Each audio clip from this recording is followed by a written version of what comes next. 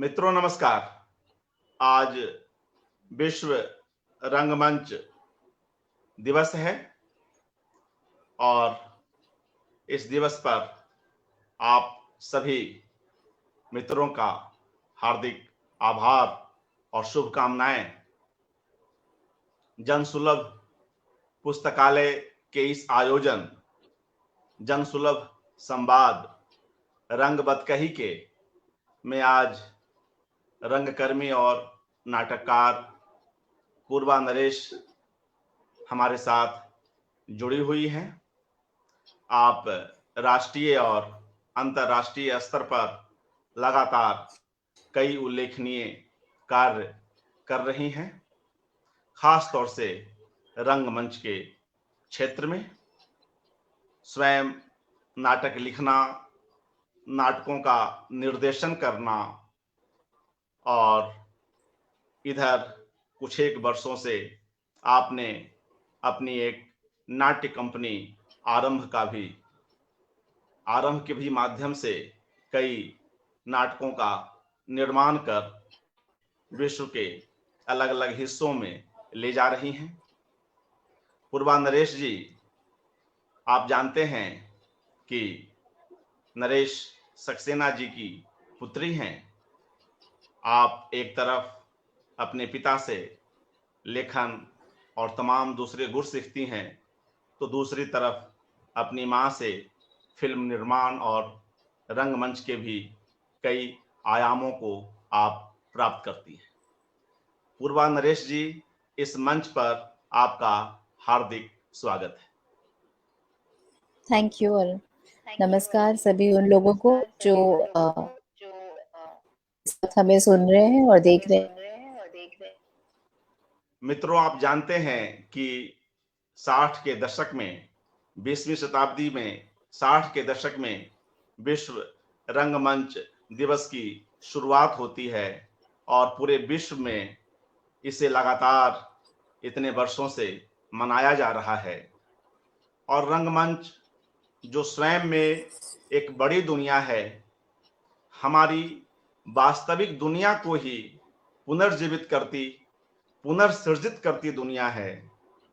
रंगमंच जो हमारे साथ हो, जिनकी कलाएं जो एक संपूर्ण कला है और जो या कहिए कि जिस रंगमंच से जुड़कर हम कई बार स्वयं को भी पुनराविष्कृत करते हैं, ऐसे में रंगमंच का महत्व शुरू से रहा है।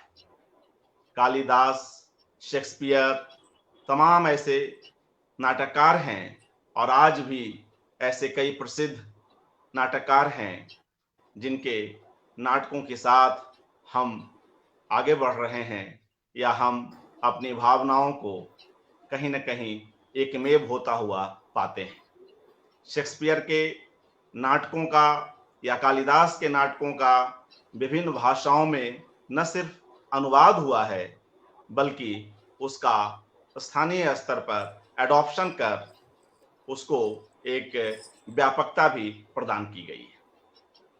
पूर्वा नरेश लंबे समय से थिएटर की दुनिया में जुड़ी हुई हैं और कई नाट्य कर्म के लिए इन्हें विभिन्न महत्वपूर्ण पुरस्कारों से सम्मानित भी किया जा चुका है।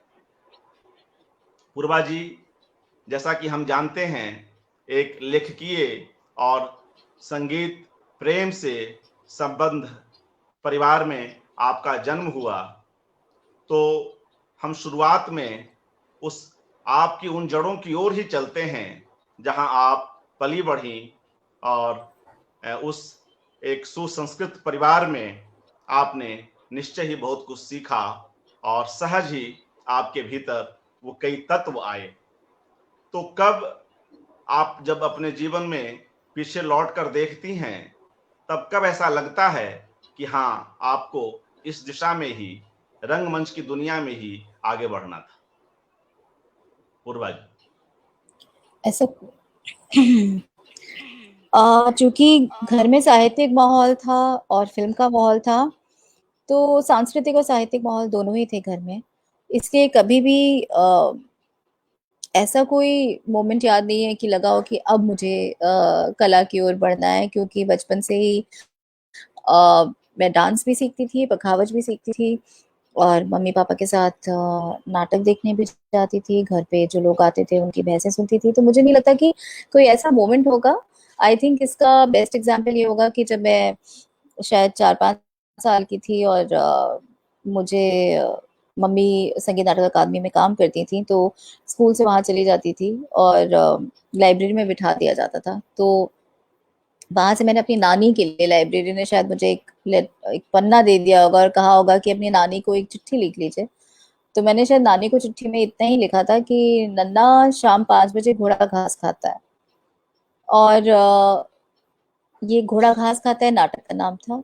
शाम 5 बजे उसका शो का टाइम था। तो मैंने सिर्फ पोस्टर से वो कॉपी किया था कि शाम 5 बजे घोड़ा घास खाता है। और ये मैंने नन्ना को अपनी चिट्ठी लिखी थी, जो पहली चिट्ठी थी।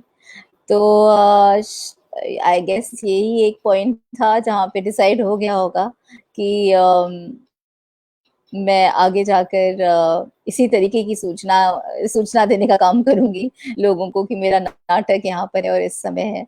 But other than that I feel कि घर पे ही जो माहौल मिला, उससे कभी ऐसा और कोई शायद वो ही नहीं था कि मैं किसी और विकल्प के बारे में सोचूं। जी, मतलब कला से ही जुड़ा जुड़ा कोई काम करना था, तो यही से। पूर्वा जी, जैसा कि हमने आरंभ में भी इसकी बात की कि आप पखावज में मास्टर हैं, कथक भी आपने सीखा है और आप दिल्ली जी विश्वविद्यालय से इकोनॉमिक्स में, अर्थशास्त्र में स्नातक हैं। तो अर्थशास्त्र जो जी। एक बिल्कुल ही भिन्न विषय है, और पखावज, कथक, इन अलग-अलग अभिरुचियों को लेकर आप क्या कहेंगे?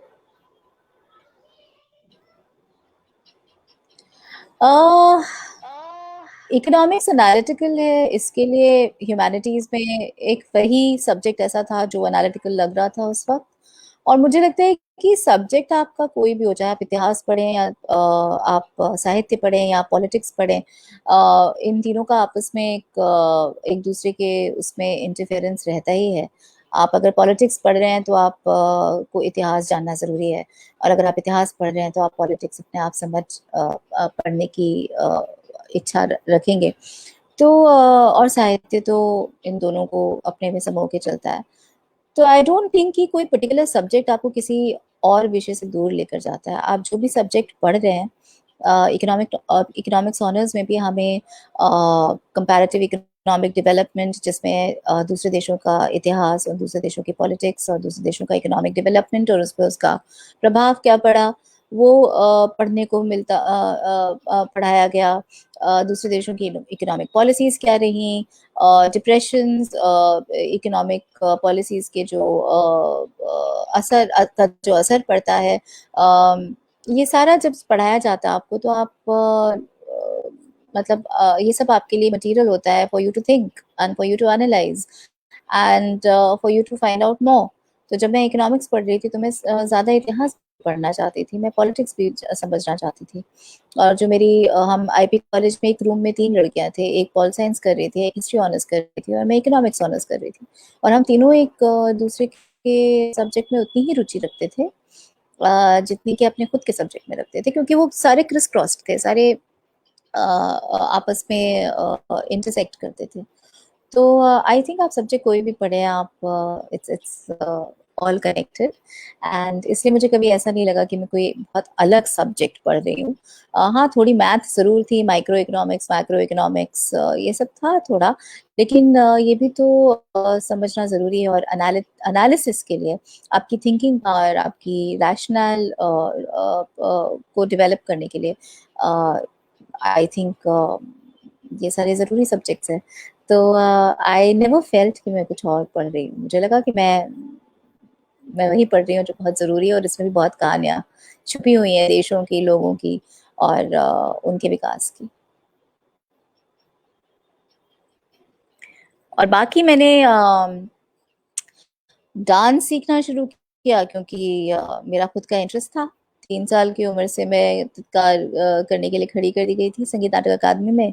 और मेरी माँ ने कहा कि अगर डांस सीखना है तो रिदम पे कंट्रोल होना चाहिए।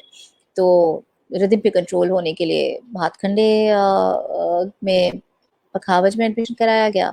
और पखावज के गुरुजी ने कहा कि अगर रिदम पे कंट्रोल चाहिए तो मैथ समझना जरूरी है, तो इसके लिए ध्यान से पढ़ाई करना।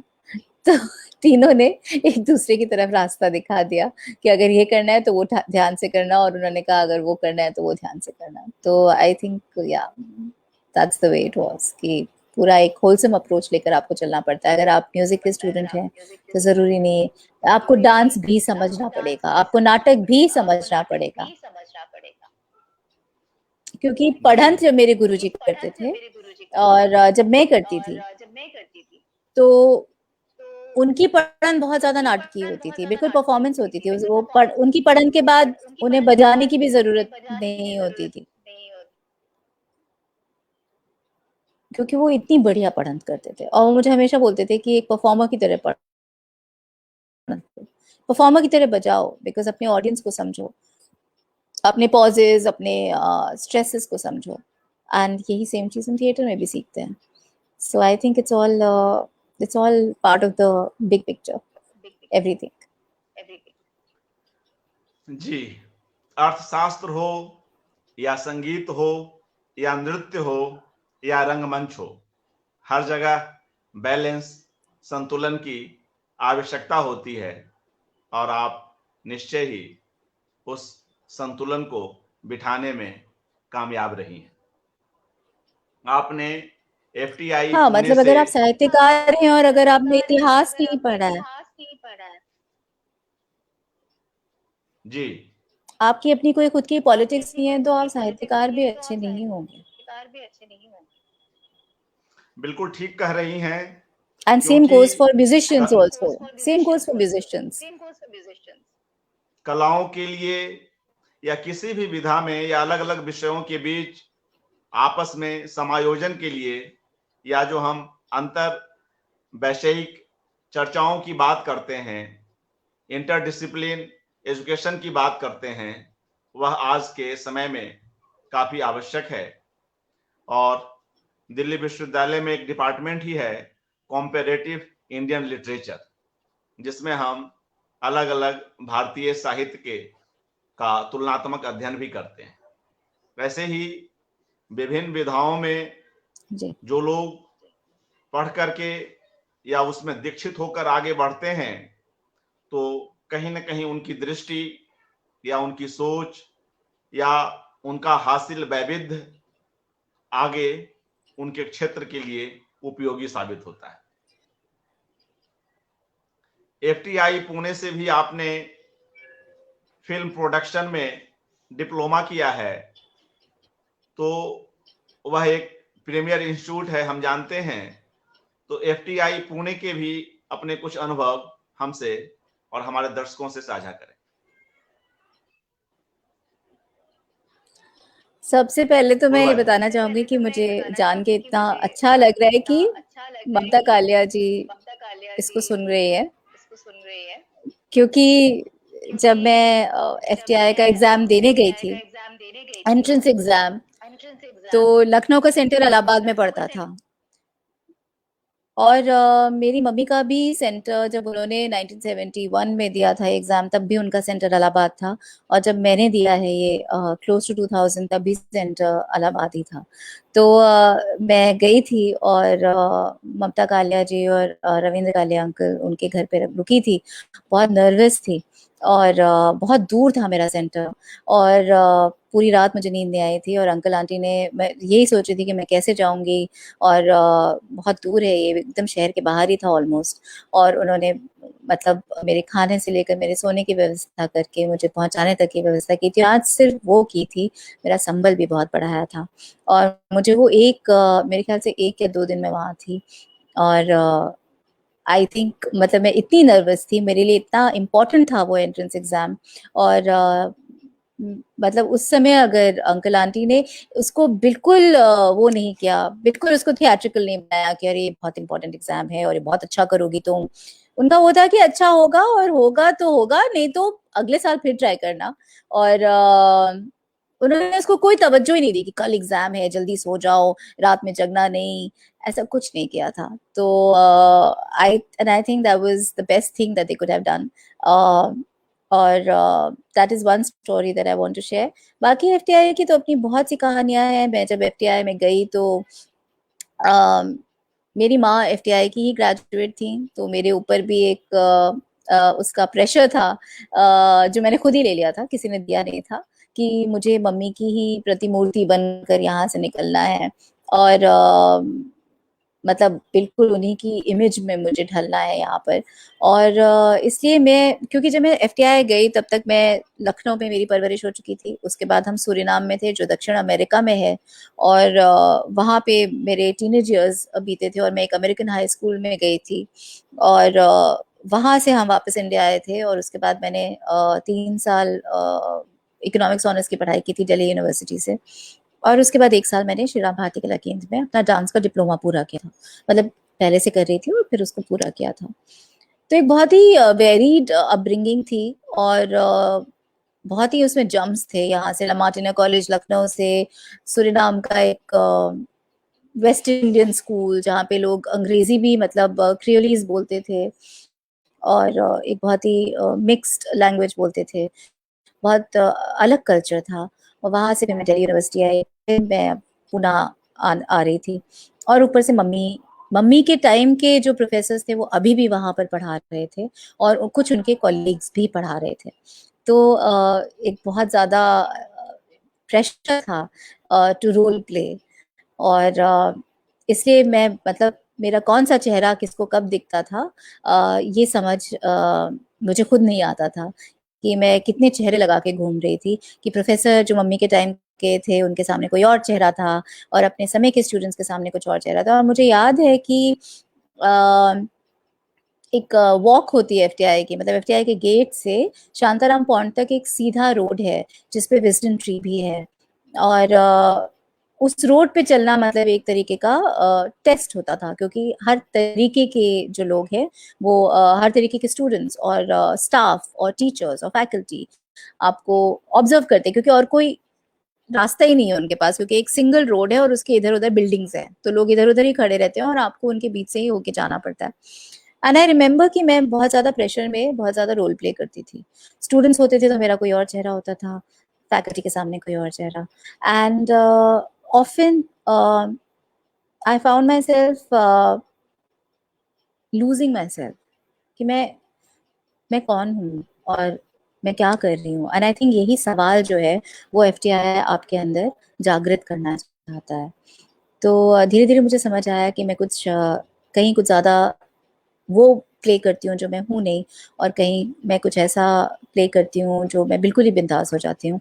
और एक प्रेशर टू पीयर प्रेशर भी था। मतलब बहुत सारे मेरे सीनियर्स थे जो मुझे बोलते थे कि तुम, जैसे एक लड़के ने मुझसे सवाल किया था कि तुम इतना हंसती हो, तुम यहाँ क्यों आई हो? मैंने कहा मतलब?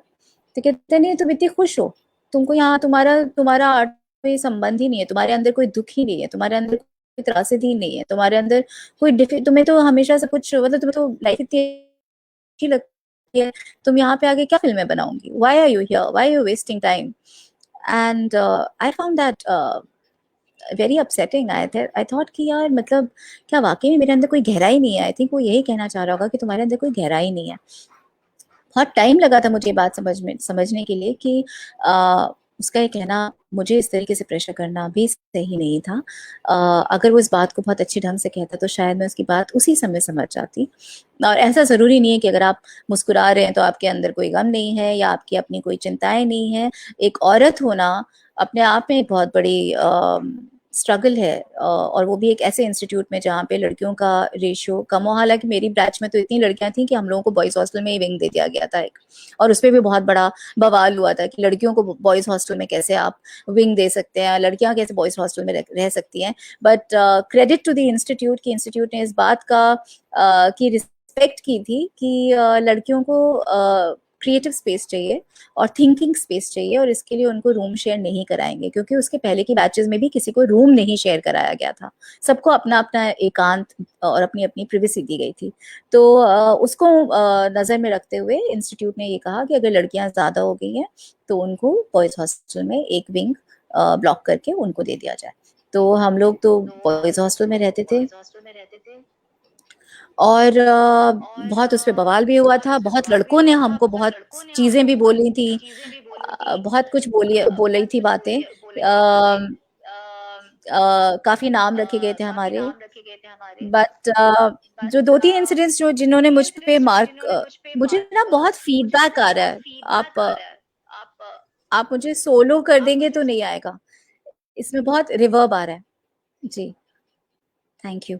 तो एक इंसिडेंट तो ये हुआ था कि एक लड़के ने मुझसे आके पूछा था कि तुम यहाँ क्या करने आई हो, तुम्हारे अंदर तो कोई ट्रेजेडी नहीं है, कोई त्रासदी नहीं है। एक और था कि मेरे बाल लंबे थे, इससे कहीं ज़्यादा लंबे और घने थे, और अक्सर जो सारे लड़के थे, खासकर लड़के जो सिनेमेटोग्राफी के स्टूडेंट थे, वो मुझे सफ़ेद साड़ी पहना के और मेरे बाल खुले करके मुझे या तो सिंगड़ ले जाते थे अपनी सिनेमेटोग्राफी एक्सरसाइजेस के लिए, या पीछे से बैकलाइट करके अपनी लाइटिंग एक्सपेरिमेंट्स करते थे, और अक्सर मैं सफ़ेद साड़ी में दिखती थी उनकी प्रैक्टिकल क्लासेस में। जूनियर थी तो बुला के ले जाते थे कि आइए आइए आप आइए अपना हमारे क्लास के लिए। तो एक बार एक सिनेमेटोग्राफी की स्टूडेंट थी, उन्होंने मुझे रास्ते में, मतलब मैं सीढ़ी चढ़ रही थी हॉस्टल की, और उन्होंने मुझे, अकेली थी मैं और रास्ता भी सुनसान था, तो मैं थोड़ा घबरा गई थी क्योंकि वो बहुत आक्रामक तरीके से मेरी तरफ आई थी, और उन्होंने मुझे पूछा था कि तुमको नहीं लगता है कि तुम एक बहुत गलत काम कर रही हो? और मैंने कहा कि क्या, मैं क्या कर रही हूँ? तो उन्होंने कहा कि तुम ये जो लड़कों की क्योंकि वो भी सिनेमेटोग्राफी की स्टूडेंट थी और वो ग्रुप एक्सरसाइजेस होती थी, तो उन्होंने कहा वो भी वहाँ होती थी, तो उन्होंने कहा कि तुम्हें नहीं लगता कि सारे लड़के बस तुम्हें बाल खुलवा के, साड़ी पहनवा के इधर-उधर तुम्हारा वो करते रहते हैं, अपना एक्सरसाइजेस करते रहते हैं? Don't you think you are promoting a definition of women which is so stereotypical? और हम औरतें इस इमेज को कि बड़े बाल होने, लंबे बाल होने चाहिए और कर्वेशियस बॉडी होनी चाहिए और सफ़ेद साड़ी में बड़ी प्रिस्टीन, बड़ी प्योर इमेज बना के एक औरत यहाँ वहाँ घूम रही है। लड़कों को इसी इमेज को रोमांटिसाइज़ करना, और तुम उन्हें इसी इमेज को रोमांटिसाइज़ करने दे रही हो। उन्होंने इतने अच्छे से नहीं बोली थी ये बात, उन्होंने बहुत आक्रामक तरीके से कहा था, I think you are doing us a great disservice and I really think you should be thinking about it. कह के वो मुझे कुछ धक्का सा देके चली गई थी, और मैं एकदम डर गई थी और स्तब्ध थी कि मुझे क्या भूल गई। मेरी फर्स्ट ईयर की बात थी, फर्स्ट 6 मंथ्स में ये सब हो रहा था, और मुझे बहुत खराब भी लगा। लेकिन बाद में जब मैंने सोचा, और बाद में, बहुत बाद में मुझे ये बात समझ में आई कि वो किस चीज़ से स्ट्रगल कर रही थी। वो एक इमेज की बात कर रही थी जिसमें औरतों को कैद कर दिया गया है, को कर दिया गया है कि औरत है, खूबसूरत है तो उसके लंबे बाल होने चाहिए, गोरा रंग होना चाहिए, एक वोलuptuous बॉडी होनी चाहिए, और उसे साड़ी, सफ़ेद साड़ी में तो बहुत ही वो। और कुछ हद तक मेरी मम्मी की यही इमेज थी। वो बहुत ही सिंपल थी, बहुत ही सिंपल कॉटन साड़ीज़ पहनती थीं, और बिंदी बस लगाती थीं।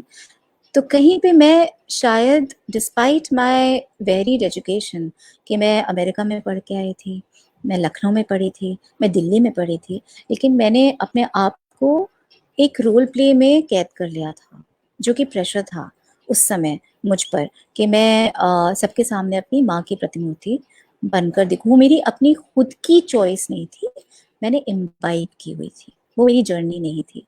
आज अगर मैं उनके जैसी दिखती भी हूँ कभी-कभी, तो मेरी खुशी से होता है, मेरी चॉइस होती है। उस समय मैं प्रेशर में कर रही थी, फ़र्क ये था। तो आई एम सो ग्लैड कि मेरे साथ ये 2 इंसिडेंट्स हुए, जिन्होंने मुझे झकझोर दिया, लेकिन फिर बाद में मुझे लगा कि ये मेरी जर्नी में, मेरी जो भी जर्नी है as a writer, as a director, as a woman, जो भी मेरी जर्नी है, उसमें ये 2 पॉइंट्स जो थे, वो काफ़ी इम्पोर्टेंट थे, और ये एफटीआई में ही हुए मेरे साथ पहले 6 महीने में।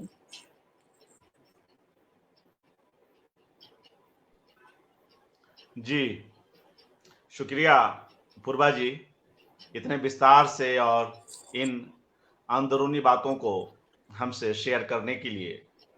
जाहिर है कि एक दूर तक जाने वाला व्यक्तित्व ऐसे ही टेढ़े-मेढ़े रास्तों से होकर आगे बढ़ता है। आपने भी, जैसा कि आपने चर्चा की, अलग-अलग देशों में, शहरों में और विभिन्न विषयों के साथ लगातार सृजनरत हैं और आपकी यात्रा जारी है।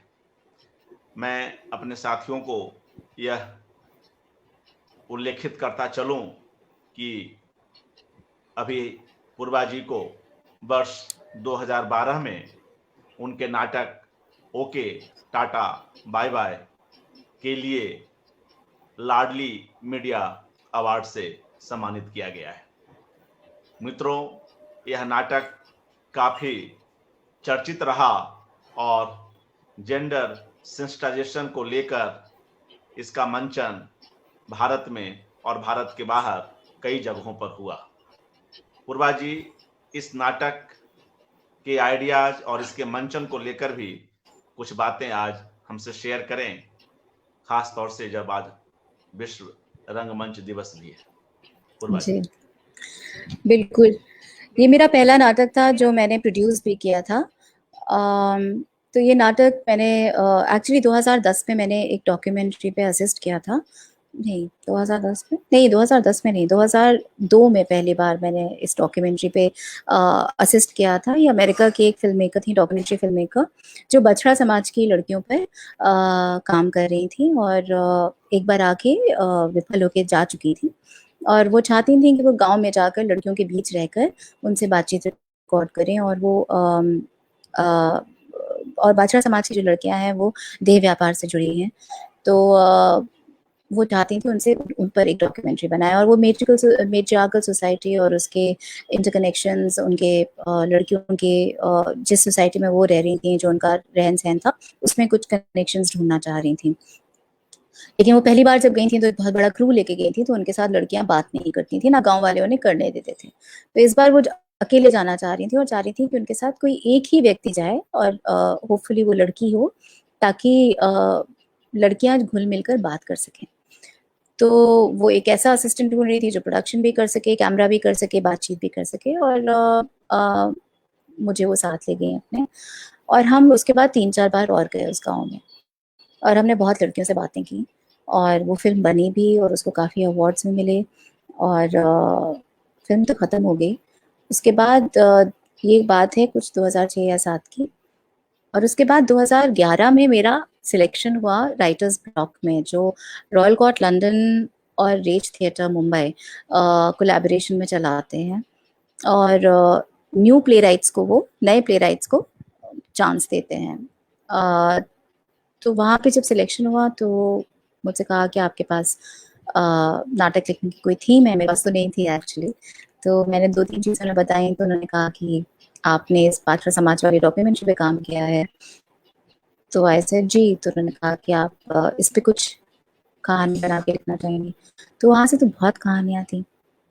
खैर एनीवे, तो वो डॉक्यूमेंट्री का जो एक्सपीरियंस था वो लेकर आया इस नाटक में ओके टाटा बाय बाय, और उसकी जो लड़की है, जो 2 प्रोटैगनिस्ट्स हैं, वो एक लड़की है जो वहाँ डॉक्यूमेंट्री बनाने आई है और एक दूसरी लड़की है जो एक सेक्स वर्कर है, और 17-18 साल की लड़की है वो, और ये कुछ 25-26 साल की लड़की है जो डॉक्यूमेंट्री फिल्म मेकर है।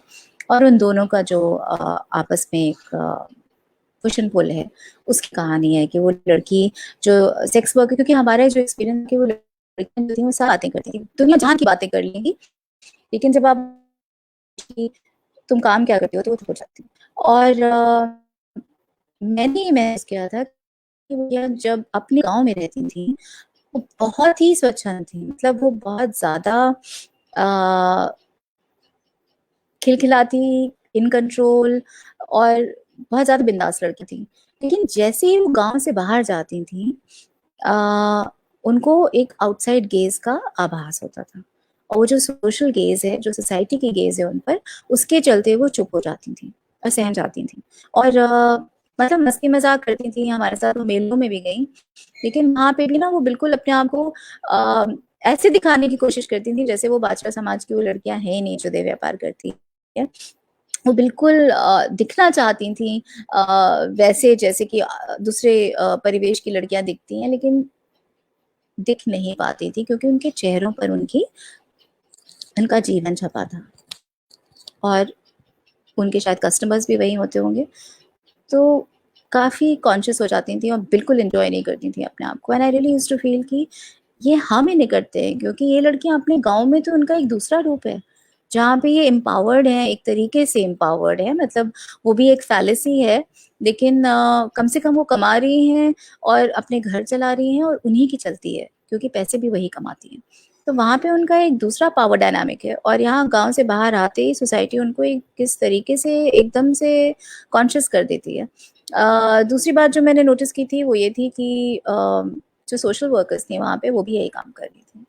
उनका उस समय, ये बहुत पहले की बात है, उनका पूरा अप्रोच ही था शेमिंग से कि देखो तुम ये जो काम कर रही हो ये बहुत खराब काम है और ये क्यों करना है तुमको, और तुम कोई दूसरे काम भी कर सकती हो, और ये काम जो है तुम्हारी सेहत के लिए तो खराब है ही, लेकिन ये बड़ा इमोरल काम है। और शेमिंग से शुरुआत होती थी, और I don't think shaming has a place anywhere in society, not for men not for women. आप शेमिंग से डायलॉग नहीं शुरू कर सकते। You can't shame people. हम बच्चों को भी शेम करते हैं जब बच्चों को सिखाते हैं कोई चीज की, देखो तुमने गलत किया और तुम ये खराब हरकत कर रहे हो and this is very bad, and I don't think so, because आप स्कार करते हो लोगों को, आप लोगों को बहुत डैमेज कर देते हैं जब आप शेमिंग से अपनी बात शुरू करते हैं तो। और जब आप शेमिंग से बात शुरू करते हैं तो आप अपना एक स्टेटस ले लेते हैं जो कि हायर स्टेटस होता है, तो आपकी पूरी बात ही पेट्रोनाइजिंग हो जाती है। आप पूरी बात ही ऐसे करते हैं जैसे आप किसी और से ज्यादा अच्छे और ज्यादा मॉरल हैं और आप उनको कोई सीख दे रहे हैं। And that's where the dialogue fails, dialogue खत्म हो जाता है वहां पे, वो सामने वाला सुनता नहीं है। तो ये सारे रिएक्शंस मेरे अंदर थे, और इसलिए ओके टाटा बाय बाय में जो सेक्स वर्कर है वो हर एक सवाल के बदले में 10 सवाल खड़े करती है, और वो अंत में चाहती सिर्फ ये है कि तुम मुझसे आत्मीयता से, मनुष्यता से बात करो। तो मुझे कितने भी पैसे दे दोगी तो मैं उतने ही तरीके, क्योंकि हम लोगों को भी इंटरव्यू करने के लिए हम उन्हें पैसे ऑफर करते थे और वो पैसे ले लेती थी और इंटरव्यू भी देती थी, लेकिन जहाँ अपने काम के बारे में बात करनी होती थी वो बात नहीं करती थी, क्योंकि उनको शर्म भी थी और दूसरों को ये भी पता था कि हमने ये बात कर ली तो पैसे तो खत्म हो गए ना, फिर एक्स्ट्रा इंटरव्यू क्यों लेंगे हमारा। सो उनके काम को लेके जो शर्म थी वो दैट डिस्टर्ब्ड मी, बिकॉज उनको वो शर्म कहीं खुद नहीं थी, वो हम उन्हें दे रहे थे। And there was a lot to explore over there, और इसलिए वो नाटक जो था उसको लाडली मीडिया जेंडर सेंसिटिविटी का अवार्ड मिला, शायद इसीलिए क्योंकि वो एक ऐसी औरत को जो हाशिए पे रहती है समाज के, उसको सेंटर स्टेज पर लेकर आया था और उससे ये बात करवा रहा था कि उसके भी कुछ सवाल थे, उससे सवाल पूछे जा रहे थे, लेकिन उसके अपने खुद के कुछ सवाल थे जो कि they were all about wanting respect and wanting to belong as an equal stakeholder in the society. And I think that was a USP of the नाटक। नाटक फिर रॉयल कोर्ट लंदन में भी पढ़ा गया, जैसे आयशा धारकर जी ने उसमें एक्टिंग की। वो नाटक फिर कर्व थिएटर लेस्टर में भी करा गया, और पृथ्वी थिएटर में तो होता ही रहता है, और जी थिएटर पे भी दिखाया जाता है। उसी नाटक के बाद फिर मुझे दूसरे नाटक मिले लंदन, वही लेस्टर में लिखने के लिए। कर्व थिएटर ने प्रोड्यूस किए पिंक साड़ी, संपत पाल जी पे एक नाटक था पिंक साड़ी रिवॉल्यूशन, वो हुआ। फिर ऑस्ट्रेलिया में एक जतिंगा नाम का नाटक हुआ। तो बट वो नाटक जो थी वो शुरुआत थी, और उस नाटक की जो किरदार थी सीमा,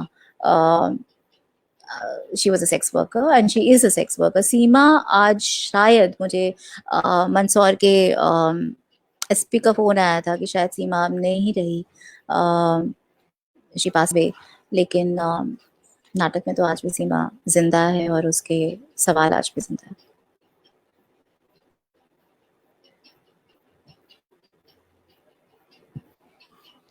जी पूर्वा जी, मित्रों हम देख रहे हैं कि पूर्वा नरेश किस तरह अपनी भाषाई सजगता और सामाजिक परिवेश के प्रति जो एक समानुभूति का रवैया हो सकता है उसका उदाहरण है।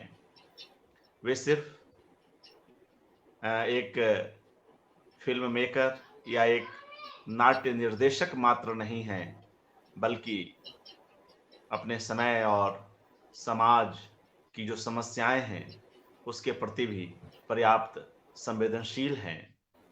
और यह शीर्षक ओके टाटा बाय बाय जितना हल्का फुल्का लगता है, यह विषय उतना ही गंभीर है।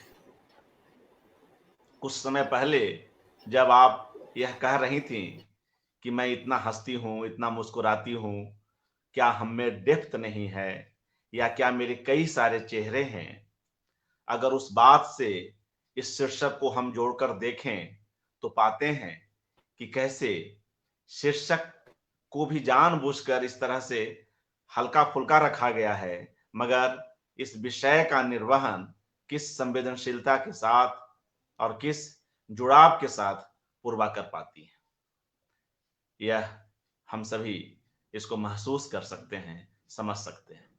मित्रों, इनके इसी नाटक के लिए इन्हें संगीत नाटक अकादमी द्वारा उस्ताद बिस्मिल्लाह खां युवा पुरस्कार भी प्राप्त हो चुका है। और अब हम इनके दूसरे नाटक आज रंग है, पूर्वा जी शायद कुछ कनेक्शन की समस्या आ गई है और संभवतः पूर्वा जी हमसे कुछ समय में जुड़ जाएं। इस बीच मैं आप मित्रों के कमेंट्स यहां रख लेता हूं। राखी कश्यप शुभकामनाएं दे रही हैं, पूनम सिन्हा बधाई दे रही हैं। और मित्रों, हाँ पूर्वा जी आ गई हैं। पूर्वा जी सॉरी मेरा इंटरनेट कनेक्शन थोड़ा जी मेरा तो मैं इंटरनेट कनेक्शन जी मैं अभी आपकी ही बातचीत कर रहा था और जब आप कुछ समय के लिए हमसे दूर हो गई तो हम इस बीच अपने दर्शकों के और अपने साथी और वरिष्ठ लेखकों के कमेंट्स ले रहे थे। एक बार वापस मैं उन कमेंट्स को यहाँ दोहराता चलूं। राखी कश्यप नमस्ते लिख रही हैं, पूनम सिन्हा बधाई दे रही हैं, SR हरनोट लिख रहे हैं पूर्वा को बहुत बहुत बधाई और शुभकामनाएं, उन्हें बातचीत अच्छी लग रही है।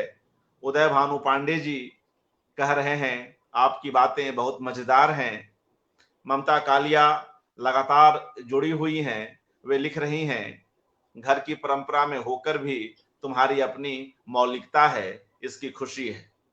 ब्रज श्रीवास्तव और भाग्यम शर्मा जी इस पूरी बातचीत को रोचक बतला रहे हैं। संजीव बख्शी और मीनाक्षी स्वामी जी जुड़ी हुई हैं, गहरी बातें मीनाक्षी जी लिख रही हैं। दोस्त अस्मित लिख रहे हैं सुंदर विचार शेमिंग कल्चर को लेकर, जिसकी बातचीत आपने अभी की। उदय भानु पांडे जी इस जनसुलभ पुस्तकालय को धन्यवाद दे रहे हैं। पूर्वा जी, जैसे कि आज अपराहन आपसे चर्चा हुई, आपका एक और नाटक आज रंग है का कल टाटा स्काई के एक चैनल पर मंचन भी हो रहा है और वह नाटक भी काफी महत्वपूर्ण है और आज के समय में यह एक प्रासंगिक नाटक है। तो हमारे दर्शकों को आज रंग है नाटक के बारे में भी कुछ बताएं। पूर्वा जी। आज रंग है मेरा जी आज रंग है मेरा पहला नाटक एज अ राइटर डायरेक्टर है जिसपे मैं मंच पर भी हूँ। ये नाटक एक्चुअली रीअडैप्टेशन है। मेरी एक प्रोडक्शन किया था जब वो संगीत नाटक अकादमी में थी। वो नाटकीय डिपिक्शन था अमीर खुसरो जी की कहानियों के जीवन को लेकर, और उसमें कहानियां अमीर खुसरो जी की ही थी। तो आपको जानना पड़ेगा, ये तो मुझे एको आएगा। सो तो मैंने वो स्क्रिप्ट ली और मैंने उसे कहानी का रूप दिया, और दोनों स्क्रिप्ट्स को इंटरवीव किया फिर। तो उसमें मेरी माँ का भी उतना ही श्रेय है जितना कि मुझे लेखन के लिए जाना चाहिए। आज रंग है हज़रत अमीर खुसरो के जीवन और प्रसंगों को लेकर, और उनकी जो उन्होंने जो लिखा है उसको लेकर जो रिसर्च है उससे जोड़कर एक लव स्टोरी है। तो 2 टाइमलाइन्स है नाटक में। एक 1970s में चलती है जिसमें शारदा नाम की एक लड़की को अन्य नाम के लड़के से प्रेम हो जाता है, और पीछे सेकेंड टाइमलाइन में अमीर खुसरो जी की कहानियाँ और उनके जो लिखी चीज़ें हैं उनके बारे में प्रसंग है, और उसका एक एक्सप्लोरेशन है। तो गाने में संगीत भी है, डांस भी है, नाटक भी है, कथा भी है। हज़रत अमीर खुसरो का एक जो बहुत ही हमारा फेवरेट कॉम्पोजिशन लिखा हुआ है पीस, वो है ज़िहाल मिस्की मकुंत काफिल तो राय नैना बनाए बत्तियाँ, सखी पिया को जो ना मैं देखूं तो कैसे काटूं अंधेरी रतियाँ। और इसी इसी उसमें वो चलता है। इसमें दो भाषाओं का को बुना गया है, और यहीं से कहते हैं कि खड़ी बोली की शुरुआत होती है, और 2 भाषाओं को मिक्स करके जो एक्सपेरिमेंट किया गया है वो बहुत ही खूबसूरत है। अब ये 2 भाषाएं जो हैं ये 2 कल्चर्स, 2 परिवेश, 2 हिस्ट्रीज, कितनी चीज़ों को जोड़ के एक ताना-बाना बुनता है ये कॉम्पोजिशन, और इसीलिए वो खूबसूरत भी है। आज एक हिंदू लड़की अगर एक मुसलमान लड़के से प्रेम करेगी तो उसे एक डेलिबरेटली फैब्रिकेटेड वर्ड जो है लव जिहाद, उसका नाम दिया जाएगा। लव जिहाद is a fabricated word, it's a coined word, it's a जैसे हम ब्रांड इमेजिंग करते हैं वैसे एक मूवमेंट को ब्रांड इमेजिंग करने के लिए लव जिहाद की इजाद की गई है, इस शब्द की इजाद की गई है। क्योंकि लव जिहाद कुछ होता नहीं है, जैसे यूपीएससी जिहाद कुछ नहीं था। कोई व्यावसायिक तौर पे एक मूवमेंट की तरह कोई जिहाद नहीं किया गया इस तरीके का, जहाँ तक कि मुझे पता है। तो आज के लिए नाटक बहुत ही ज़्यादा कंटेम्प्रेरी हो जाता है, समसामयिक हो जाता है। मुझे लगता है बीच में ऐसा ज़रूर हुआ था कि जब ये नाटक खुला था तो एक बहुत ही वरिष्ठ रंगकर्मी उन्होंने मुझे आके बोला था कि पूरा बहुत सुंदर नाटक है, बहुत सब कुछ बहुत अच्छा है, लेकिन बहुत मीठा है। मैंने कहा जी, तो कहते हैं कि ये हिंदू मुसलमान भाई-भाई ये सब तो कह चुके हैं ना हम लोग, अब इसके आगे क्या? ये तो कह के फ़ायदा हुआ नहीं है कुछ। And this was in 2011, not even now. उन्होंने कहा कि ये कह के तो फ़ायदा है नहीं, क्योंकि है तो एक डिविज़न तो है, एक डिफ़रेंस तो है, एक गैप तो है दोनों कम्युनिटीज़ के बीच में। तो ये हिंदू मुस्लिम गंगा-जमुनी बातें जो हैं ये इनकी तहज़ीब की बातें बड़ी अच्छी हैं, लेकिन ये ख़त्म हो चुका है। अब क्या? इसके आगे क्या?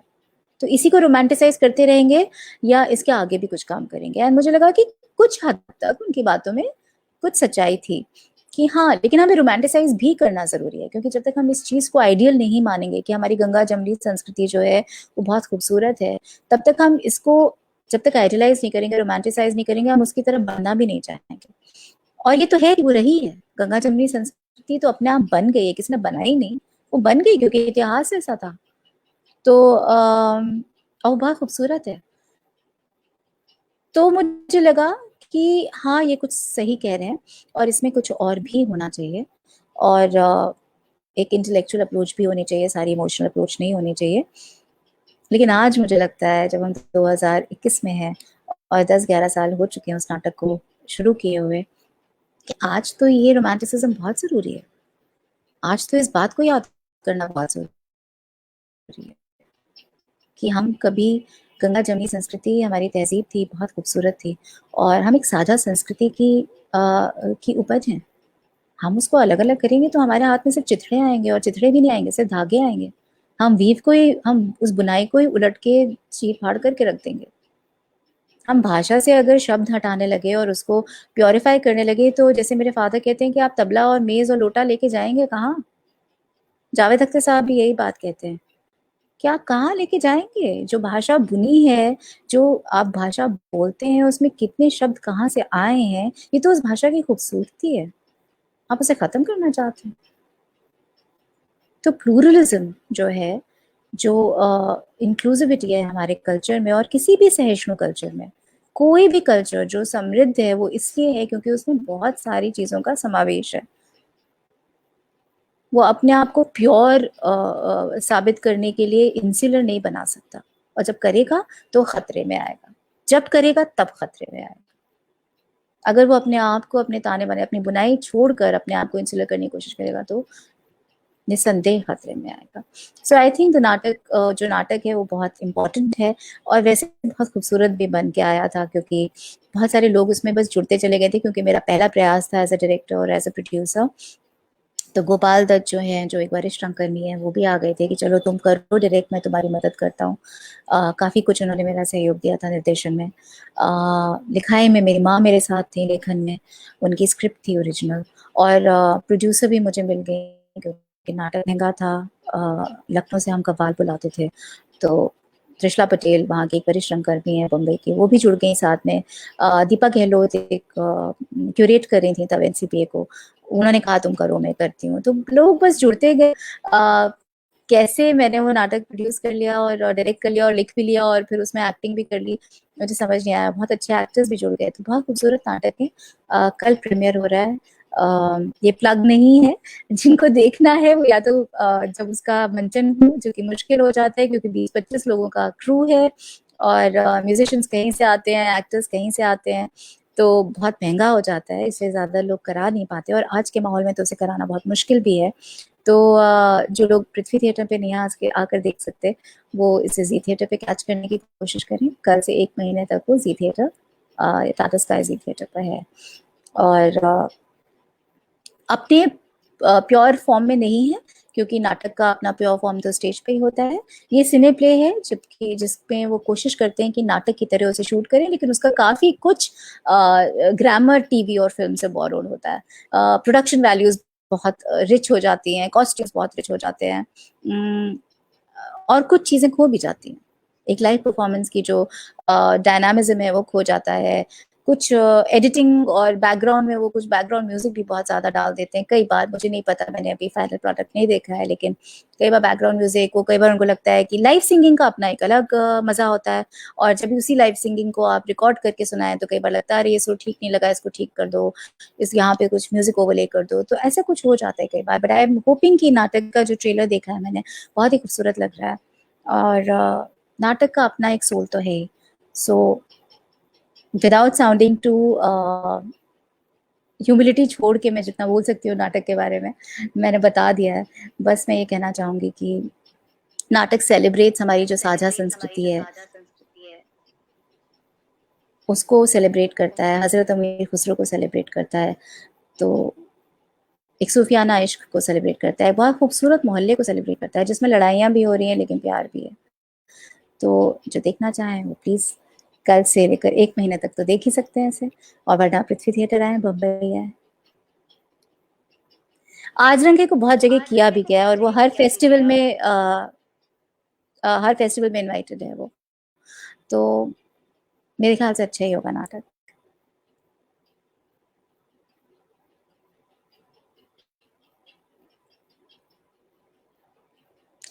आपकी आवाज़ नहीं आ रही है अर्पण जी मुझे। आपका जी माइक शायद म्यूट पे है। जी। जी जी, मैं यह कह रहा हूं कि हमारे साथीगण अपने घर में बैठकर इस नाटक को देख सकते हैं, और यह वही नाटक है, आज रंग है, जिस पर विस्तार से पूर्वा जी ने अपनी बातचीत रखी और यह बताया कि कैसे इसमें एक सूफियाना इश्क और एक खूबसूरत मोहल्ले की मिठास है। वह मिठास जी, जो कभी एक बात मैं और बता दूँ कि इस नाटक में हाँ मैंने बोले। जब 10 साल पहले ये खुला था तो इसमें डांसिंग रिक्वायरमेंट था एक रोल में। जी, तो मैंने वो रोल किया था और 10 साल बाद जब इसे शूट कर रहे थे तो मैंने कहा था कि भई मैं तो अब वो 20 साल की लड़की का रोल नहीं कर सकती हूँ, तो आप चाहें तो किसी और को कास्ट करें। But what is surprisingly delightful is कि जहाँ पे कई लोग मुझे देख के कह रहे हैं, मेरे घर वाले ही कह रहे हैं कि अरे मोटी लग रही हो, अरे बड़ी लग रही हो, 20 साल की तो लग ही नहीं रही। इसमें जो एक मुझे अच्छी बात लग रही है वो ये है कि बहुत कम हम ऐसा देखते हैं, 20 साल की लड़की को 40 साल का तो ज़रूर बना देती हैं हमारी फ़िल्में या टेलीविज़न या एड फ़िल्म्स, लेकिन 40 साल की लड़की को अगर कोई 20 साल का दिखाना चाहे, तो मुझे लगता है कि अ, ये अपने आप में बहुत एक एक ऐसी रेवोल्यूशनरी बात है कि इसे तो सपोर्ट ही करना चाहिए। सिर्फ़ इसलिए देखना चाहिए कि कैसे एक नाटक जो है आपको इनेबल करता है और एम्पावर करता है कि आप ऐसा काम कर सकें कि आप एक स्त्री को उसकी आधी उम्र पे और इनफैक्ट उस नाटक में जितने लोग हैं वो अपनी उम्र का कैरेक्टर नहीं प्ले कर रहे हैं। जो त्रिशला और सारिका है वो अपने से कहीं ज़्यादा बड़ी उम्र प्ले कर रही हैं। जो 2 बच्चा हैं वो अपने से कहीं कम छोटी उम्र पोर्ट्रे कर रही हैं और मैं तो अपने से आधी उम्र का रोल कर रही हूँ।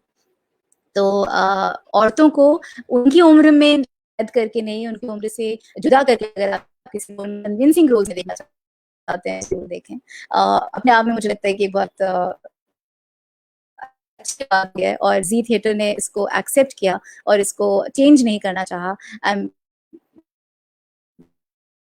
रियली ये उनसे बड़ी उम्रों में कास्ट किया जाता है। जी, पूर्वा जी, बीच-बीच में कुछ कनेक्शन की समस्या आ जाती है, मगर बहुत ही रोचक बातचीत ओह! इस नाटक के माध्यम से आपने सॉरी। की और हम सभी लोगों की रुचि भी इसको लेकर जागृत हुई है और जो लोग पहले भी इस नाटक को देख चुके हैं, पृथ्वी थिएटर में या अन्यत्र भी, वे पुनः भी इसे देखना चाहेंगे। जिस तरह हम किसी बेहतरीन साहित्यिक कृति को या किसी पुस्तक को बार-बार पढ़ना चाहते हैं, वैसे ही किसी महत्वपूर्ण नाटक को, किसी सुनियोजित और सुव्यवस्थित नाटक को हम बार-बार देखना चाहते हैं। मैं यहाँ पर यह तथ्य भी रखता चलूँ कि इस नाटक को 15 नॉमिनेशन प्राप्त हुए थे और श्रेष्ठ कॉस्ट्यूम डिजाइन के लिए वर्ष 2011 में इस नाटक को महेंद्रा एक्सेलेंस पुरस्कार से भी सम्मानित किया गया था। जैसा कि पूर्वा जी ने चर्चा की कि मूल रूप से अपनी माँ द्वारा लिखित इस नाटक पर इन्होंने काम किया और इसे एक मुकम्मल जगह दिलवाई। पूर्वा जी, इसी तरह से मुझे जहां तक ध्यान आ रहा है, नरेश सक्सेना जी का भी एक नाटक है प्रेत, जिस पर आपने काम किया और जिसे लेकर आप आगे बढ़ी। तो उस नाटक प्रेत के बारे में भी कुछ बताएं।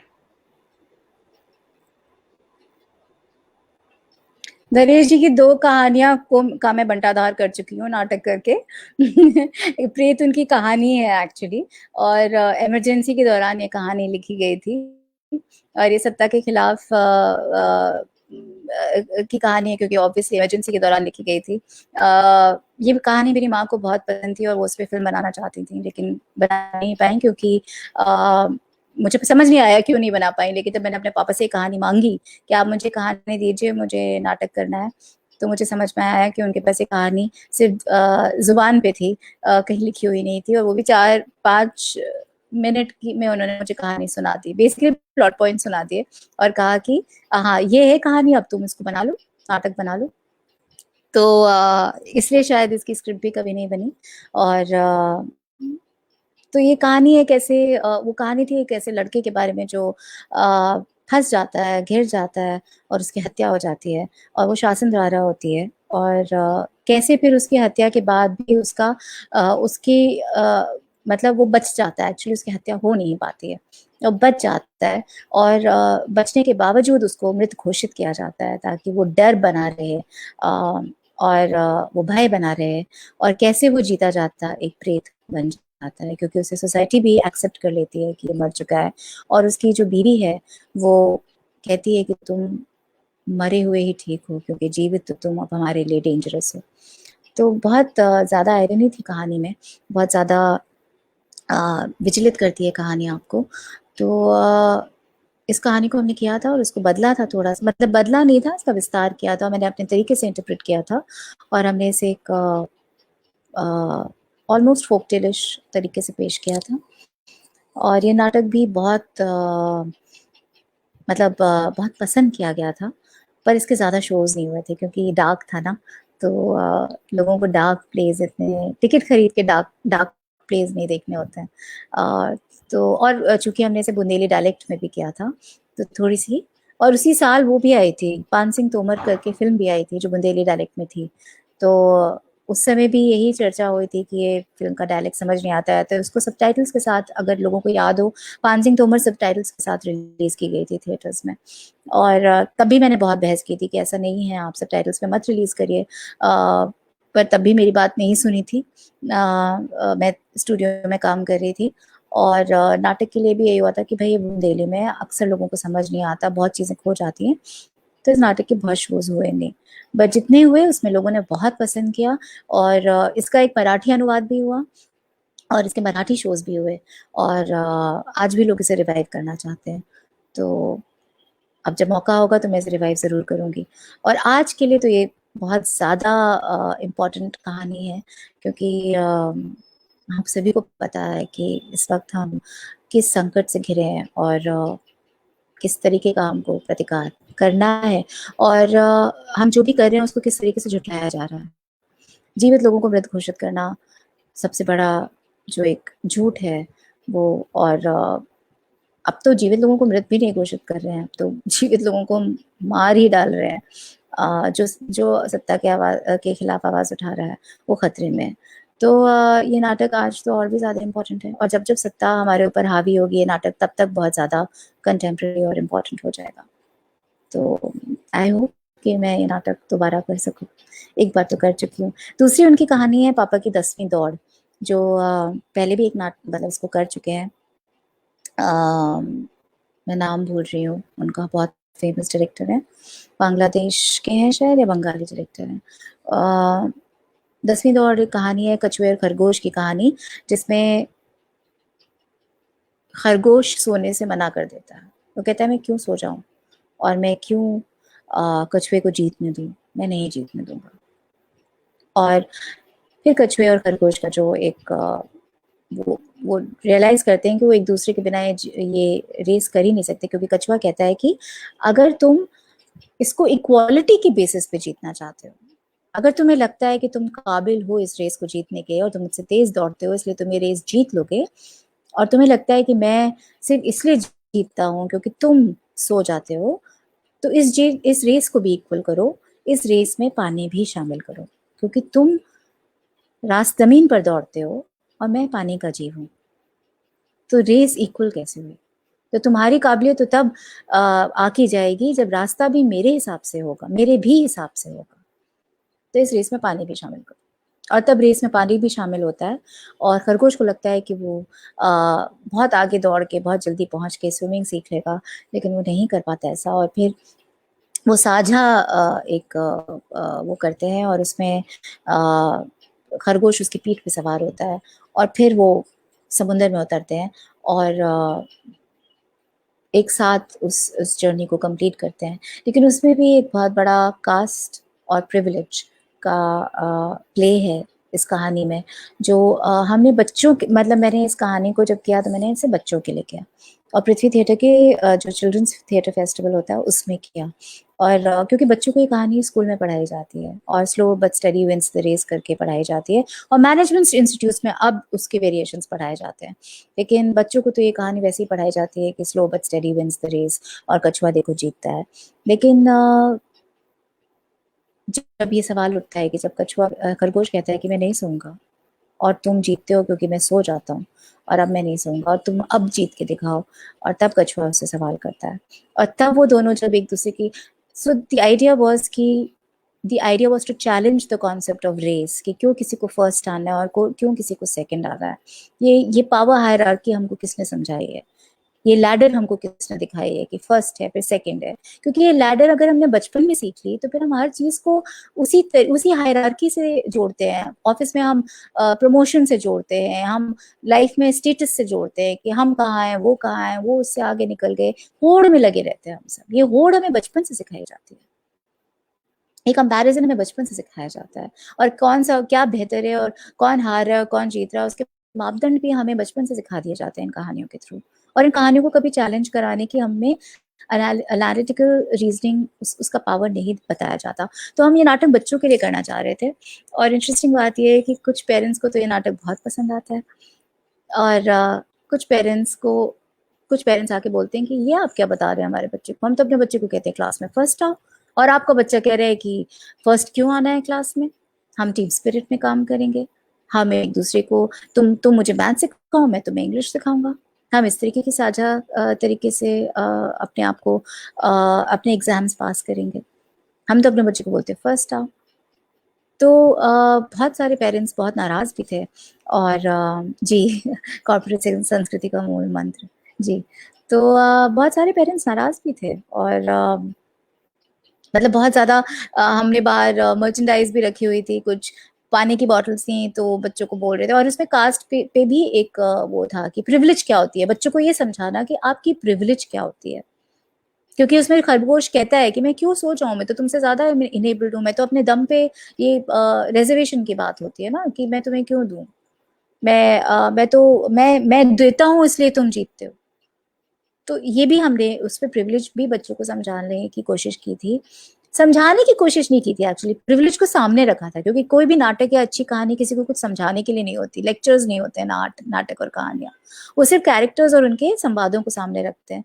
तो उसमें हमने प्रिविलेज को भी हाईलाइट करने की कोशिश की थी कि बच्चे प्रिविलेज वर्ड को एम्ब्रेस करना सीखें और समझें कि प्रिविलेज क्या होती है और किस तरीके से काम करती है। उस पे भी पेरेंट्स को एतराज़ था कि अरे कास्ट पे तो हम बात ही नहीं करते, हमारे बच्चे तो कास्ट जानते ही नहीं हैं, आप उनको क्यों बता रही हैं ये सब बातें। End of course it's a debate, कई लोग नहीं बताना चाहते, कई लोगों का मत है कि बच्चों को नहीं बताना चाहिए ये सब। मैं इस बात में विश्वास नहीं रखती हूँ, मुझे लगता है कि we are all a product of a privilege.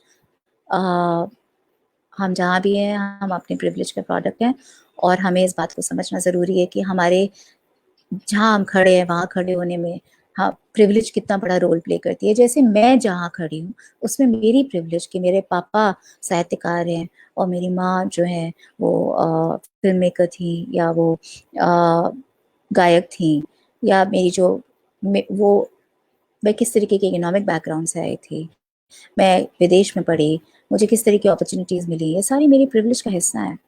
मैं कास्ट नहीं भी कास्ट को ऐसे भी नहीं समझूंगी तो भी मैं प्रिविलेज तो समझ ही सकती हूँ।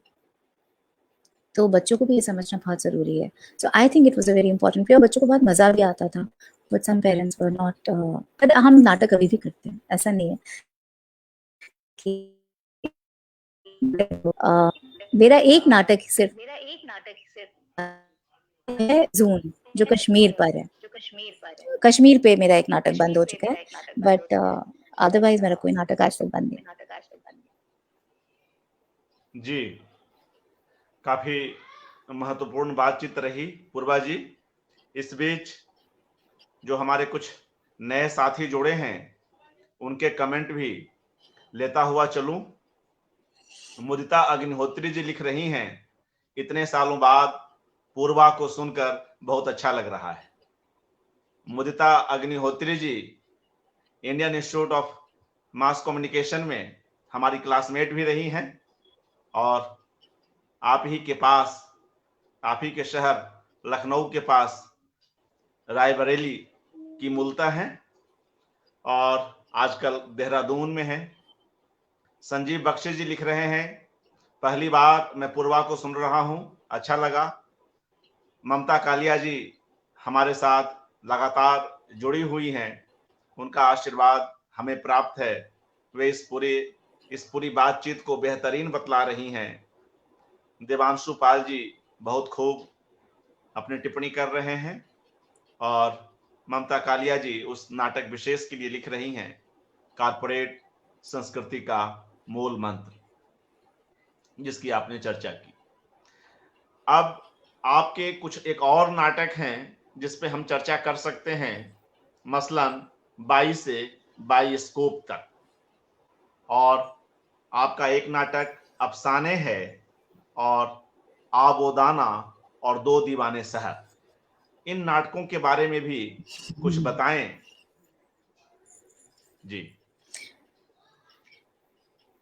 अफसाने 22 से बाइस्कोप तक मेरा पहला नाटक है, जो नाटक भी नहीं माना जाता एक्चुअली, विनियर्स माने जाते हैं वो, जिसमें गुलाब भाई और मेरी नानी जो थी वो सोफिस्टिकेटेड वर्ड्स में बैठक सिंगर थी, लेकिन वैसे वो तवायफ का उनको नाम दिया जाता है, तो वो तवायफ थी और गाती थी।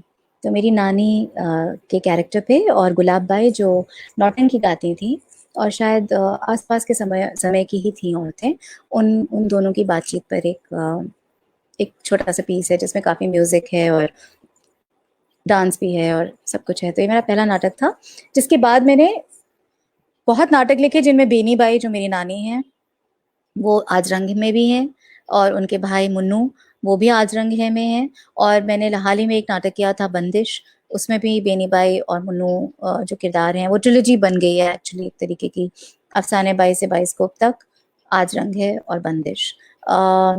तो उसमें मेरी नानी का एक किरदार और उनके जो भाई थे मुन्नू मम्मा, उनका किरदार बार बार आते हैं।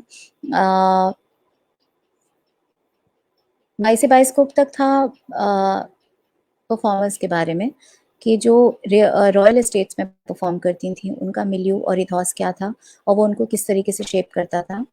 और जो नौटंकियों में बिना माइक के बुलंद आवाज़ में गाने गा रही थी, उनका इथियोस, उनकी इथॉस, उनका ऑडियंस, उनका मिलियू बिल्कुल अलग था।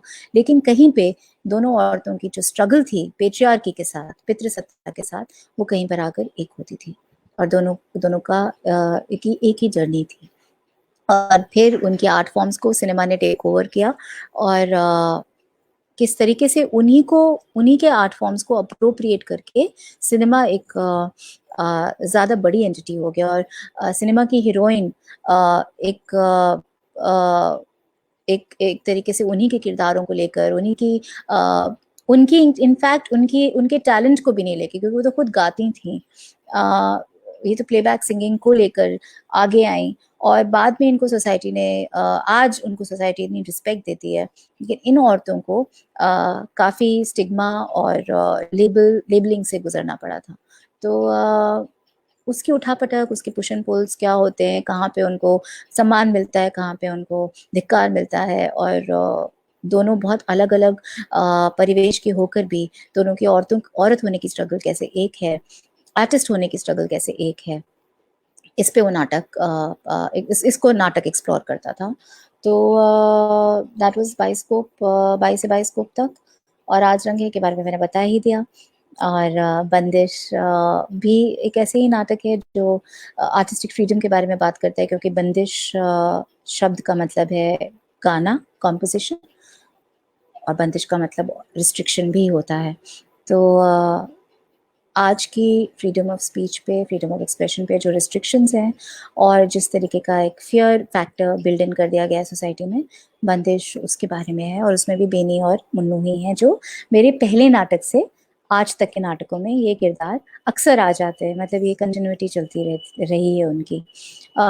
एक नाटक जिसके बारे में आपने जिक्र नहीं किया लेकिन मैं करना चाहूँगी, वो है जूम, जो कश्मीरी पोएटिस हबा खातून पर है। और ये मैंने 2 साल पहले प्रीमियर किया था 2019 में। हाँ, 2019 में इसका प्रीमियर हुआ था, और अगस्त में हुआ था, मतलब सॉरी नवंबर में हुआ था, मतलब अगस्त के बाद हुआ था, जबकि आर्टिकल 370 रिवोक किया जा चुका था। तो हालांकि नाटक की शुरुआत बहुत पहले हो चुकी थी, और मैं कश्मीर काफ़ी बार गई थी, और हर बार जब मैं कश्मीर जाती थी तो मुझसे कहा जाता था कि आप हबा खातून पे नाटक करिए। वहाँ के लोकल्स कहते थे, "आप नाटक करती हैं, आप हबा खातून पे करिए।" और मैं कहती थी, "हबा खातून मेरी कहानी नहीं है, ये तो कश्मीरी हिस्ट्री का पार्ट है या फ़ोकलोर का पार्ट है, और आप लोग इसे करिए, ये मेरी जगह नहीं है, मैं इस हिस्ट्री को रिप्रेज़ेंट नहीं कर सकती।" लेकिन जब मैं वहाँ से वापस आई और इस तरीके की फ़ेसबुक पे ट्रोलिंग बहुत हो रही थी, कुछ भी हम लिख देते थे तो बहुत ज़्यादा ट्रोल हो रहे थे। तो मुझे लगा कि और उस समय सवाल ये था कि आप क्या चाहती हैं, कि अ, हर कोई जो है वो नाचने गाने लग जाए, कहानियाँ लिखने लग जाए, और जो देश में हो रहा है और जो सिपाही है, जो जंग लड़ रहा है, वो अपना काम छोड़ के नाचने गाने लग जाए आप जैसे लोगों की तरह, तो फिर क्या होगा देश का, अगर आप लोगों आप लोगों की तरह सब सोचने लगे। इस तरह की बातें हो रही थी। तब मुझे लगा कि हबा खातून के बारे में जो एक इंटरेस्टिंग कॉन्फ्लिक्ट था, क्योंकि किसी भी कहानी में आप कॉन्फ्लिक्ट ढूँढते हैं, पुश एंड पुल्स ढूँढते हैं, और यार मैं ढूँढती हूँ। तो हबा खातून का सबसे बड़ा कॉन्फ्लिक्ट ये था कि वो फ़ोक पोएट थीं, आज भी हैं, मतलब आज भी इतने सालों बाद भी औरतें सारे शादी-ब्याहों में हबा खातून के गाने गाए जाते हैं। जो लाल देर हैं वो मेटाफिज़िकल पोएटेस हैं, वो तो सूफ़ी पोएट की तरह हैं। वो इश्क की रूहानी बातें करती हैं, मेटाफिज़िकल लव की बातें करती हैं। लेकिन जो हबा खातून है वो तो बिल्कुल आम, मेरी सास ने मेरा घड़ा तोड़ दिया, और अब नहीं मेरा घड़ा टूट गया, मैं सास को कैसे जाके बताऊँगी, और मेरी सास, और तू कहाँ चला गया, और वो तो लव सॉन्ग्स लिखती हैं, और वो अपने यूसुफ शाह चक अपने राजा के लिए लिखती हैं, जिनसे उनको उनकी शादी हुई थी और जिससे उनको प्रेम था। तो she is a folk poet, लेकिन वो क्वीन भी थी, वो रानी भी थी कश्मीर की, उनके पति वहाँ के शासक थे। तो मुझे लगा कि अ, ये जो इंटरेस्टिंग डायनामिक है कि आप शासन में भी हैं, आप सत्ता के वो भी हैं, और आप फ़ोक पोएट भी हैं। ये कैसे हो सकता है? क्योंकि अ, आर्टिस्ट तो सत्ता के खिलाफ खड़ा होता है। उसका कोई भी काम जो है वो जो एस्टैब्लिश्ड पिलर्स हैं जिन पे सत्ता कायम है, उनको क्वेश्चन करना होता है। कहीं न कहीं वो अनइंटेंशनली इंटेंशनली क्वेश्चन करता ही है। तो ये कैसे हो गया कि ये क्वीन भी थी और ये पोएटेस भी थी। ये यूसुफ शाह चक जैसे इंसान के के प्रेमी भी थी, और कहीं तो उनके अंदर कोई दुविधा रही होगी, कोई द्वंद तो रहा ही होगा। क्योंकि ऐसी भी कहानी, मतलब ऐसा माना जाता है कि जब यूसुफ शाह चक से अकबर ने कश्मीर छीन लिया और उनको देश निकाला दे दिया, यूसुफ शाह चक को उन्होंने अपनी आर्मी में ले लिया और उनको बिहार भेज दिया इस वादे के साथ कि वो कभी वापस कश्मीर नहीं लौटेंगे। इसलिए उनकी उनकी जान बख्शी गई। तो और धोखे से लिया गया था, तब भी कश्मीर धोखे से लिया गया था। तो उन्होंने उनको बिहार भेज दिया, और हबा खातून को ये प्रस्ताव था कि आप यूसुफ शाह चक के साथ चली जाएँ, और बिहार में जाके रहें। तो हबा खातून ने वहाँ, ऐसा कहते हैं कि वो नहीं गई, और वो बस पागल हो गई और दीवानी हो गई, और पहाड़ों में खो गई कहीं, और उनकी आवाज़ आज भी वहाँ गूंजती है। और वो ज़िंदगी भर, जितने साल वो ज़िंदा रहीं, उन्होंने सिर्फ़ यूसुफ शाह चक के वियोग और विरह के गाने गाए। तो ये कैसा प्रेम था कि जब उनको ऑफ़र मिला कि अपने पति के साथ चली जाओ बिहार, तो वो नहीं गईं, और उनके वियोग में दीवानी हो गईं। मिलन नहीं स्वीकारा और वियोग में दीवानी हो गई। इस पॉइंट पे मुझे लगा कि this is where the exploration of the play lies, कि ये कौन-सा विरोधाभास है, जहाँ पे आप, यहीं पे आके वो बात शायद मिलती है कि आप कैसे क्वीन भी हैं और फ़ोक पोएट भी हैं, जन कवि भी हैं और शासक भी हैं, और प्रेयसी भी हैं, लेकिन मिलन की आस नहीं रखती एक शासक से। तो ये इन बिंदुओं पे मुझे लगा कि कहीं पर नाटक का एक्सप्लोरेशन, एक ड्रामेटिक एक्सप्लोरेशन हो सकता है, और पेट्रियार्की को कैसे हबा खातून अपने समय में चैलेंज कर रही थी, उसकी विक्टिम भी थी, और उसी लेकिन उसको चैलेंज करने की भी कोशिश कर रही थी। उन डेफिनिशंस को भी चैलेंज करने की कोशिश कर रही थी, जो सत्ता हमें देती है शासन के, और जो एक पोएट ही या एक आर्टिस्ट कर सकता है।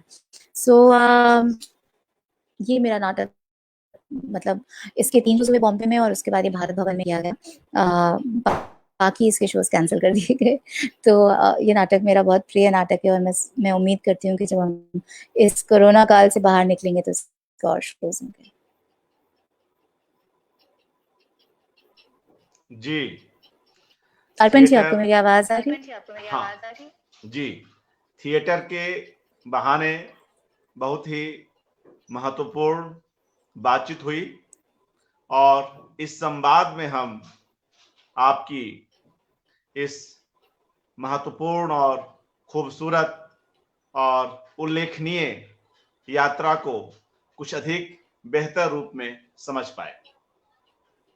पूर्वा जी, आप यूरोप, अमेरिका, ऑस्ट्रेलिया आदि कई जगहों पर थिएटर और उसके परफॉर्मेंस को लेकर जा चुकी हैं।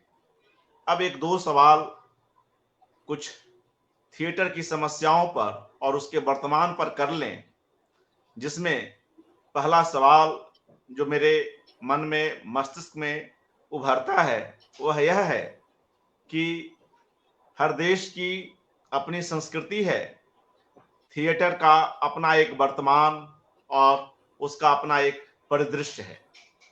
तो अपने देश में जिस तरह थिएटर की संस्कृति और उसका वर्तमान है, उसकी तुलना में बाहर के देशों में आप किस तरह की स्थिति पाती हैं और उसके आलोक में हम अपने थिएटर परिदृश्य को और कैसे बेहतर और कैसे समावेशी बना सकते हैं? पूर्वा जी। देखिए, थिएटर जो है वो इसलिए भी इम्पोर्टेंट है क्योंकि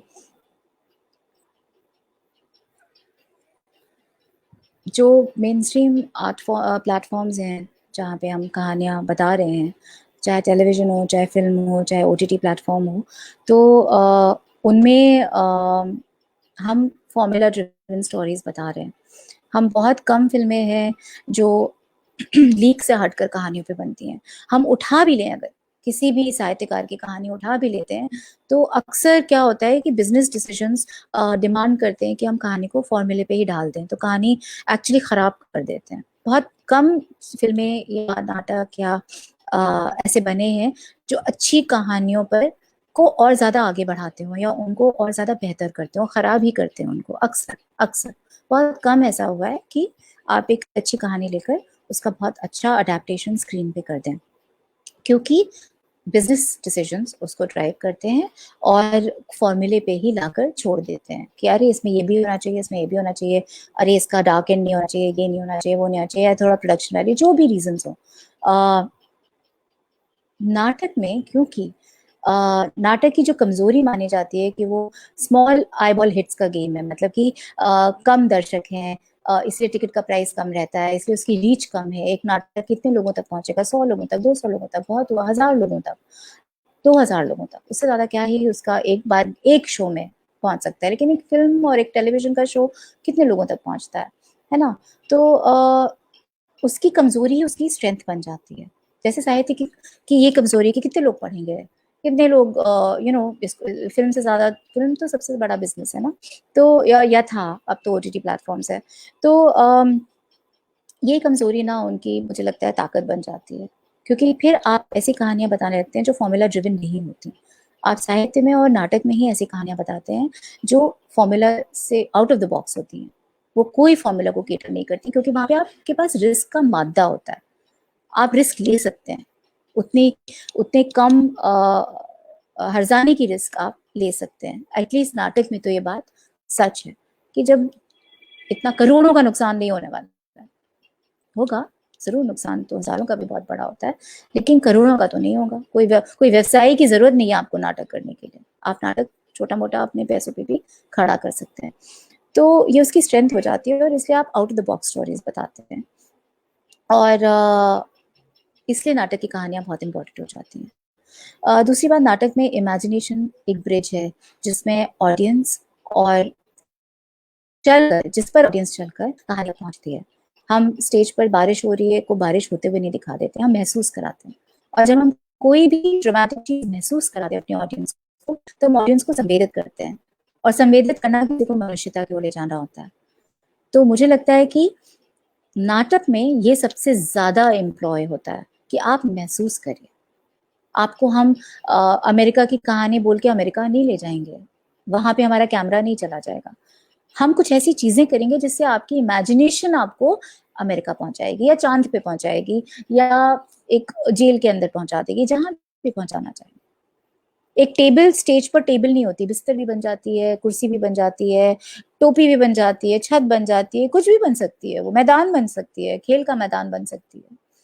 तो imagination is a big thing और इमेजिनेशन के थ्रू किसी जगह पे पहुँचना मतलब किसी की मनुष्यता को थोड़ा-सा उकेरना। तो सारे आर्ट फॉर्म्स यही काम करते हैं। नाटक शायद ज़्यादा ज़ोर से ये काम करता है क्योंकि वो लाइव परफॉर्मिंग आर्ट फॉर्म है। आपकी ऑडियंस को उतना ही प्रेजेंट होना पड़ता है, एक्टर के साथ उतनी ही एनर्जी देनी पड़ती है उस परफॉर्मेंस को जितनी कि एक्टर दे रहा होता है।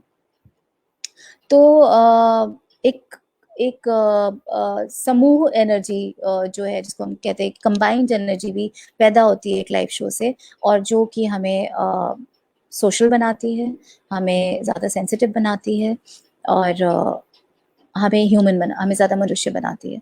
सो आई थिंक नाटक जो है वो बहुत इम्पोर्टेंट है, कोर्सेज में पढ़ाया जाना चाहिए, सारे सब्जेक्ट्स को नाटक के थ्रू पढ़ाया जाना चाहिए। तो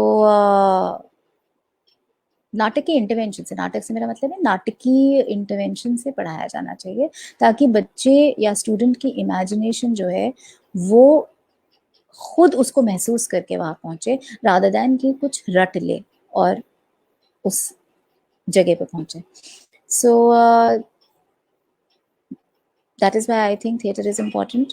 और नाटक या कोई भी आर्ट फॉर्म, चाहे वो साहित्य हो, चाहे वो म्यूज़िक हो, चाहे वो डांस हो, अगर वो लीक से हटके और फॉर्मूला से हटके काम कर रहे हैं तो हमारे लिए एक संघर्ष की बात है, क्योंकि हमें रेडी स्पॉन्सर्स नहीं मिलेंगे, हमें टेकर्स नहीं मिलेंगे, बहुत ढूँढना पड़ेगा, अपनी ऑडियंस ढूँढनी पड़ेगी, अपनी ऑडियंस बनानी पड़ेगी। लेकिन यही हमारी ताकत भी है कि हम अपनी कहानियाँ कह सकते हैं, हमें वो कहानियाँ नहीं कहनी है जो लोगों को सुननी है, हम वो कहानियाँ कहेंगे जो लोग सुनना चाहेंगे। तो I mean that's our struggle and I think वो स्ट्रगल हमने एम्ब्रेस की है। हम अपनी शर्तों पे कहानियाँ कहना चाहते हैं, तो वो स्ट्रगल तो हमने एम्ब्रेस की है, तो वो तो हमारी स्ट्रगल है ही। आपके सवाल का कोई हिस्सा छूट रहा हो तो जी, अब हम लोग बता दें। बातचीत के अंतिम पड़ाव में हैं, लेकिन चलते-चलते एक आध सवाल और ले लेते हैं। खास तौर से जिस तरह का आपका रुझान है और थिएटर को लेकर जैसा समर्पण हम आप में देखते हैं कि आप फ़िल्म प्रोडक्शन में कोर्स करके और उसमें सक्षम होकर भी अपना अधिकांश समय और अपनी ऊर्जा थिएटर को देती हैं। मगर मुझे यहीं पर यह ध्यान आ रहा है कि आपने कुछ फ़िल्मों के लिए संवाद भी लिखे हैं। हँसी तो फँसी 2014, क्रिस 3 2013, दम मारो दम 2011। तो यह जो अनुभव रहा फ़िल्मों में संवाद लेखन का और एक टीम के रूप में आपने वहाँ काम किया, इस अनुभव के बारे में भी हमारे साथियों को कृपया बताएँ। पूर्वा जी। जी, हँसी तो फँसी तो टाइटल ही आज मुझे गँवारा नहीं है।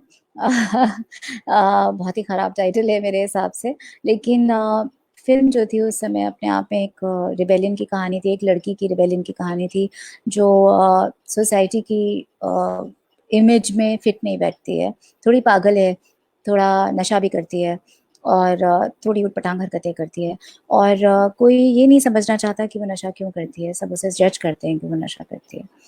तो कहानी का किरदार वो था और इंटरेस्टिंग था इसलिए। और मेरे जूनियर जो थे एफटीआई के, वो डायरेक्ट कर रहे थे और उन्होंने मुझसे कहा था कि आप इसके डायलॉग ज़रूर लिखें। तो इसलिए ये स्क्रिप्ट मैंने लिखी थी।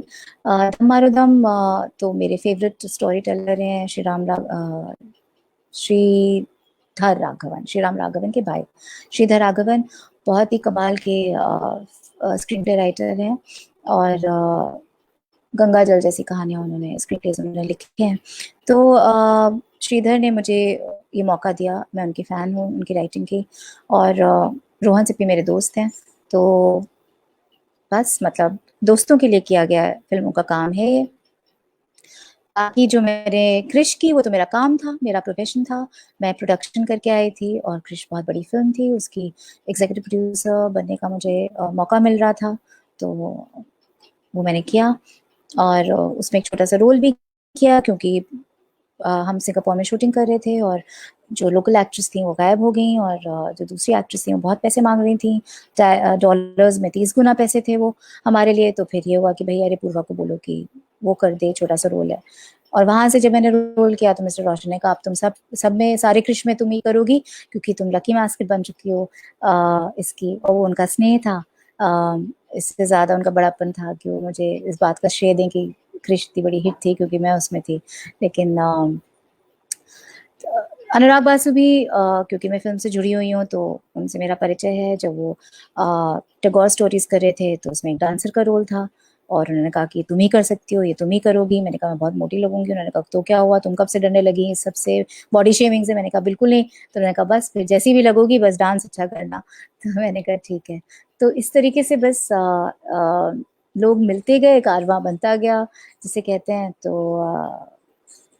ये जो भी काम है, ये फिल्म स्कूल के कुछ परिचित लोग हैं जो याद करते रहते हैं, और बाकी जो व्यावसायिक काम है, जो जीविका चलाने के लिए करना पड़ता है, उसमें भी एक बहुत कई बार चूज़ एंड पिक करना पड़ता है। कई बार चीज़ें नहीं करती हूँ क्योंकि वो मेरी पॉलिटिक्स से आइडेंटिफाई नहीं करती हैं, तो करती रहती हूँ। मतलब OTT प्लेटफॉर्म्स के लिए भी लिख रही हूँ, टेलीविज़न के लिए भी लिखा है।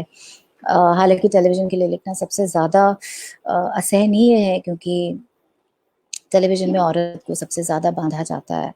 कहने को वो औरतों के लिए औरतों को सशक्त करने का माध्यम है, लेकिन एक्चुअली वो उनको पितृसत्ता की जितनी भी डेफिनेशंस हैं उनमें दोबारा बांधने का माध्यम है। अगर वो मॉडर्न औरत भी होगी, वो हाउसवाइफ, वो वर्किंग वुमन भी होगी, तो भी वो सबसे सुंदर होगी और सबसे ज़्यादा सुडौल होगी, और घर जाके वो छौंक भी लगाएगी और बहुत अच्छा खाना भी बनाएगी, और ऑफिस में भी, वो बिजनेस में भी बहुत आगे जाएगी, और विलन पे वो सारी जितनी भी पितृसत्ता ने हमें जितनी भी डेफिनेशंस दी हैं पावर की, वो उन सब पे खरी उतरेगी, अंत में वो विजयी होगी। So it's very difficult to ये ट्रोप्स हैं सारे, ये सारे औरतों को कई बार मूर्ख बनाने के ट्रोप्स हैं कि वो इतनी शक्तिशाली है कि वो दमन करेगी और ये करेगी वो करेगी। अरे वो नॉर्मल औरत भी तो है। नॉर्मल औरतों का क्या, जो ना सुंदर है, ना जो खाना बहुत अच्छा बनाती हैं, जो शायद ना बहुत अच्छी डांसर है, ना बहुत अच्छी बिजनेस वुमेन है, तो क्या उनको हम भूल जाएंगे? क्या उनकी कोई कहानियां नहीं? क्या नॉर्मल औरतों की कोई नॉर्मल से मेरा मतलब normal is also wrong word. क्या उन औरतों की कोई कहानी नहीं है जो किसी जो कहीं पे भी मतलब अद्वितीय ना हो? कि उनकी जिंदगियां नहीं, उनके इमोशंस नहीं है, या वो मनुष्य नहीं है, या उनकी लाइफ में मोमेंट्स नहीं है? So it's very difficult to write for commercial platforms, but sometimes you have to strike a compromise और लिखना पड़ता है। इसीलिए नाटक करते हैं, क्योंकि वो कहते हैं ना कि पाप करो और फिर जाके गंगा जी में डुबकी लगा लो। हिंदुओं के लिए कहते हैं। तो लगता है कि कई बार हम नाटक इसीलिए करते हैं कि अपनी कहानियां जो हैं वो भी सामने ला सकें, जो लोगों को शायद सोचने पे, अलग तरीके से सोचने पे प्रोत्साहित कर सकें। अब मुझे लगता है अब ये बातचीत बहुत लंबी हो गई है और अब ये बहुत बड़ा प्रवचन होता जा रहा है और बोरिंग हो रहा है। नहीं नहीं, बिल्कुल रोचक बातचीत रही पूर्वा जी। और आज विश्व रंगमंच दिवस पर आपकी इस यात्रा को कुछ अधिक आत्मीय ढंग से जानकर मुझे और जनसुलभ पुस्तकालय के सभी दर्शकों को काफी अच्छा लग रहा है। और जैसा कि शेक्सपियर ने तो इस पूरी दुनिया को ही रंगमंच कहा, और यह कहा कि हम इस रंगमंच पर अपना अपना अभिनय करके चले जाते हैं। कालिदास के नाटकों में भी पूरी की पूरी कविताएं हैं और शेक्सपियर स्वयं सोनेट्स लिखा करते थे। हमारे समय के महत्वपूर्ण नाटककार हबीब तनवीर शेरो शायरी भी करते थे, गजलें भी लिखते थे। आपकी इस यात्रा के लिए और थिएटर की दुनिया में आपको शुभकामनाएं देते हुए मैं उन्हीं हबीब तनवीर का एक शेर आपके लिए अर्ज करना चाहता हूं। वे लिखते हैं, मैं नहीं जा पाऊंगा यारो सूए गुलजार अभी, मैं नहीं जा पाऊंगा यारो सूए गुलजार अभी, देखनी है आब जुए जिस्त की रफ्तार अभी। मैं अभी किसी बाग में नहीं जाऊंगा, मुझे तो अभी जीवन के स्रोत की ओर बार बार मुड़ना है, बार बार लोहा लेना है। तो देखनी है आब जुए जिस्त की रफ्तार अभी। मुझे लगता है आप के जुनून के लिए एक रंगकर्मी का यह शेर बिल्कुल उचित और प्रासंगिक बैठता है। आज आपने हमारे लिए कुछ समय निकाला और थिएटर पर और इससे जुड़ी विभिन्न यादों को यहाँ रखा और तमाम अनुभवों को बड़े ही बेबाक रूप में और बेहतरीन ढंग से प्रस्तुत किया। इसके लिए पूर्वा जी, हम आपके हार्दिक आभारी हैं। थैंक यू, आपने मुझे इतनी अच्छी ऑडियंस के सामने प्रेजेंट किया। मुझे तो नर्वसनेस हो रही है सारे नाम पढ़ के, तो थैंक यू। जी जी, और हमारे सभी साथी जो आज यहाँ जुड़े और जो बाद में भी देखेंगे, उन सब का हार्दिक धन्यवाद। अब इस बातचीत को मित्रों हम यहीं समाप्त करते हैं और पूर्वा जी को उनकी आगे की यात्रा के लिए पुनः एक बार शुभकामनाएं देते हैं। जी, आप सभी लोगों को नमस्कार। नमस्कार।